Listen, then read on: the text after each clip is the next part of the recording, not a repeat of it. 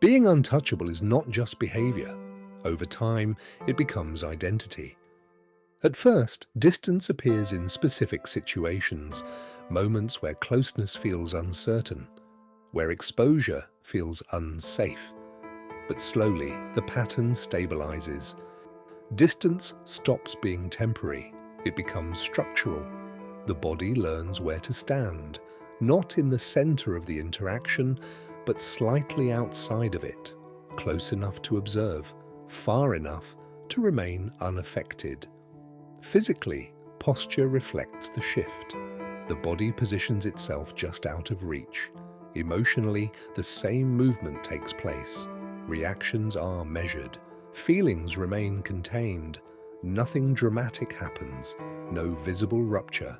Just a quiet, consistent adjustment.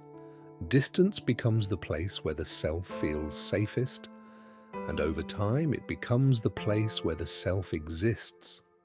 Inaccessibility creates a form of power. What cannot be reached cannot easily be influenced. When others cannot fully access you, they cannot fully affect you either. For the nervous system, this matters. Exposure becomes associated with uncertainty. Distance becomes associated with stability. So the body learns to remain composed, unreactive, unavailable, not because nothing is felt, but because nothing is allowed to fully surface. The expression remains neutral, the posture steady. From the outside, it can look like emotional strength, a person who cannot be shaken. But internally, something else is happening. Every interaction is filtered. Every reaction is moderated. The system is not simply calm, it is carefully regulated. Control is maintained by limiting how much of the self is accessible. Being untouchable often feels strong. Nothing gets in, nothing destabilizes the structure, no sudden emotional impact, no visible vulnerability. The surface remains stable. But this stability is rigid. It requires continuous control. Every response must be managed, every emotional signal monitored.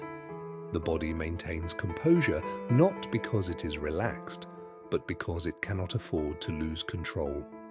The nervous system stays alert, not in open danger, but never completely at rest. Because if the barrier drops, something unpredictable might enter, so the system holds the position, composed, self-contained, untouched, yet always guarded. Untouchable does not mean unharmed, it means protected. But protection has limits, because connection requires access, and access always involves risk. Without that opening, others can approach, but they cannot truly reach the person. Conflict may be avoided, emotional disruption may remain minimal, the body stays intact, unshaken. But something else quietly disappears. Closeness, reciprocity, bond. Over time, the structure remains solid, but the relational space around it becomes empty. The system succeeded in protecting itself, yet protection, when absolute, leaves no room for connection. The body stays untouched, but the bond never forms.